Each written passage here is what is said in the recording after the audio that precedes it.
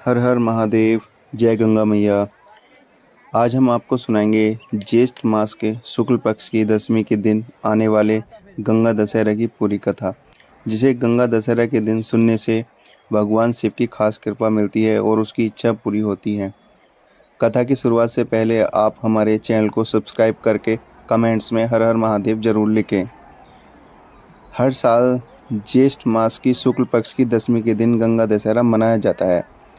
गंगा दशहरे के दिन भक्त गंगा मैया की पूजा करते हैं, स्नान में दान करते हैं। माना जाता है कि गंगा दशहरा के दिन स्नान करने से भक्तों को 10 तरह के पापों से मुक्ति मिलती है, इसलिए हम इस दिन को दशहरा कहा जाता है। भक्त इस दिन गंगा जल घर भी ले जाते हैं। आइए अब सुनते हैं गंगा दशहरा की कथा। भगवान भोलेनाथ से प्रार्थना है, जो भी भक्त इस कथा को सुने उसके जीवन में सुख समृद्धि आए, माँ गंगा उसके हर कष्ट को दूर करें। प्राचीन काल में सूर्यवंश में एक बाहु नाम के राजा हुए, जिन्होंने पृथ्वी के 7 द्वीप पर बड़ी योग्यता से शासन किया। उनकी पूरी प्रजा धन और न्याय से अत्यधिक संतुष्ट व प्रसन्न थी। समय के साथ राजा बाहु में श्रेष्ठता की भावना और अहंकार विकसित हुआ कि वो एक शक्तिशाली, धनी व बुद्धिमान और अद्वितीय युवा राजा थे। ऐसे में घमंड के कारण जब राजा बाहु बहुत दबंग हो गए और अपने पड़ोसी राजाओं के साथ शत्रुता का व्यवहार करने लगे, तो उन राजाओं ने राजा बाहु को हरा दिया और राजा बाहु अपनी रानियों और संतानों के साथ भगोड़े बन गए और भोजन, आश्रय, नींद के बिना जंगलों में छुपने लगे। लज्जा और रोग के कारण राजा बाहु ऋषि अर्व के आश्रम में ही संसार छोड़कर चले गए और उनकी सबसे छोटी रानी, जो संतान को जन्म देने वाली थी, उन्होंने राजा बाहु के साथ ही अपना जीवन समाप्त करना चाहा, किंतु ऋषि ने उसे ऐसा करने से रोक लिया और उन्हें आश्वासन दिया कि उसे एक बहुत ही प्रसिद्ध पुत्र की प्राप्ति होगी। तो जन्म का दिन निकट आया तो बड़ी रानी ने छोटी रानी से ईर्ष्या करते हुए उसे विष दे दिया, किंतु ऋषि के सत्संग और सेवा के कारण एक तेजस्वी पुत्र का जन्म हुआ, जिसका नाम सगर रखा गया। ऋषि ने ही सगर को आयु बढ़ने पर धनुर्विद्या, संग कौशल और राजनीति की शिक्षा दी। जल्द ही सगर दुश्मन राजाओं को हराने में सक्षम हो गया और एक महाप्रतापी प्रसिद्ध सम्राट बन गया। अयोध्या में उनका विशाल राज्य था।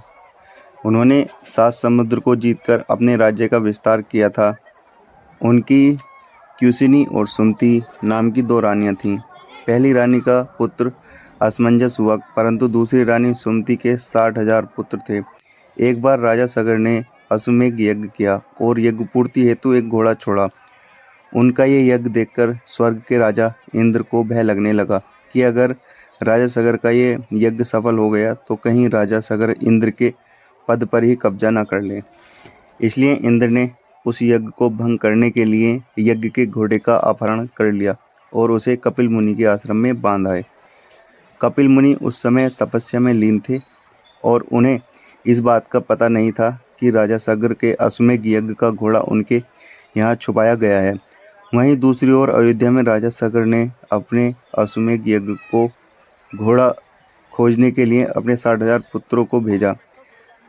सारा भूमंडल छान लिया गया, फिर भी अश्व नहीं मिला। फिर अश्व को खोजते हुए सगर राजा के सभी पुत्र कपिल मुनि के आश्रम पहुँचे, तो वहाँ उन्होंने ऋषि कपिल को तपस्या में लीन देखा। उन्होंने पास में महाराजा सगर का घोड़ा घास चरते हुए भी देखा। सगर के पुत्र उस घोड़े को वहाँ देखकर कपिल मुनि पर चोरी का आरोप लगाते हुए चोर चोर चिल्लाने लगे। इससे महर्षि कपिल की समाधि टूट गई। जैसे ही महर्षि ने अपने नेत्र खोले, वैसे ही सब जलकर भस्म हो गया। अपने पिता के चरणों को खोजते हुए राजा सगर का पुत्र अंशुमन जब मुनि के आश्रम में पहुंचा, महात्मा गरुड़ ने उन्हें राजा सगर के 60,000 पुत्रों के भस्म होने की कहानी सुनाई। गरुड़ जी ने यह भी बताया कि इन सब की मुक्ति चाहते हो तो गंगा जी को स्वर्ग से धरती पर लाना पड़ेगा। इस समय घोड़े को ले जाकर राजा सगर के यज्ञ को पूर्ण कराओ, उसके बाद ही ये काम करना।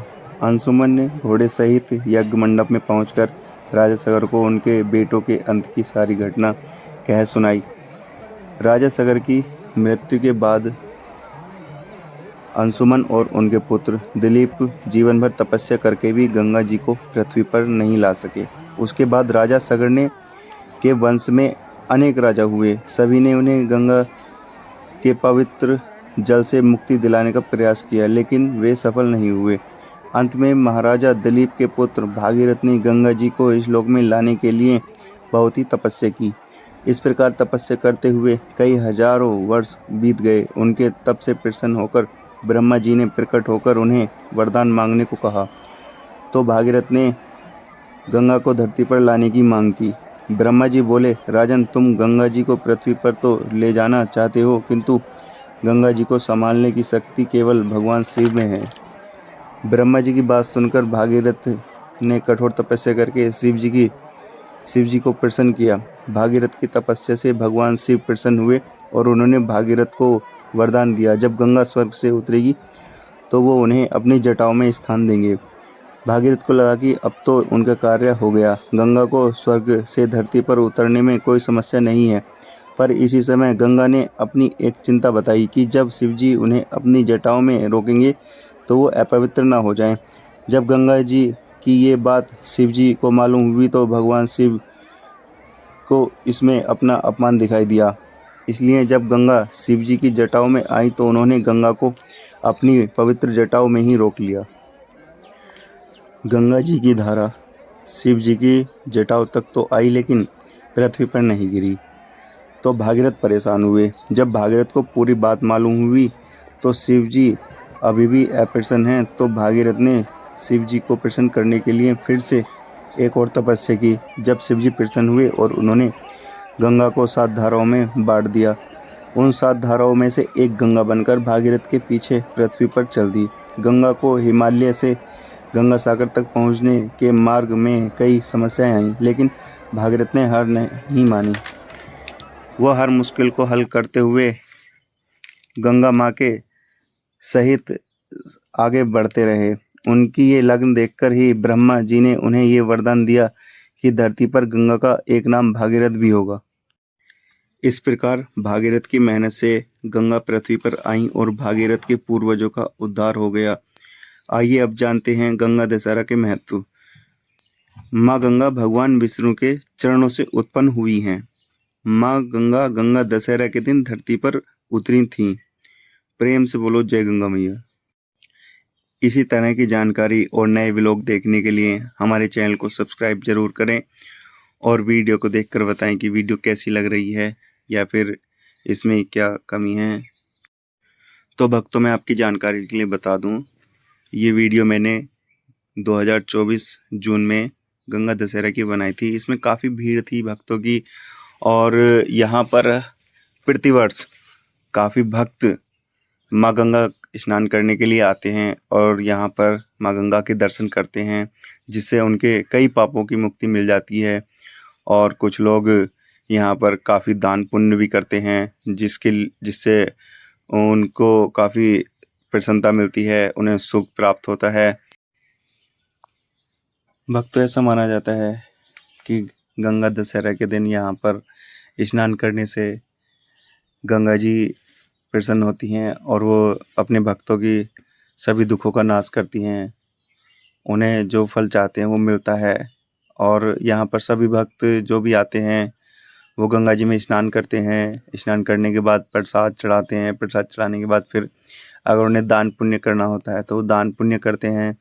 इसमें ज़्यादातर 10 तरह की चीज़ों का दान किया जाता है और इसमें ऐसा माना जाता है कि 10 पापों का ही नाश हो जाता है व्यक्ति के। और भी काफ़ी मान्यताएं हैं यहाँ पर। ये जो कथा मैंने आपको सुनाई है ये पौराणिक कथाओं के अनुसार ही मैंने देखकर सुनाई है।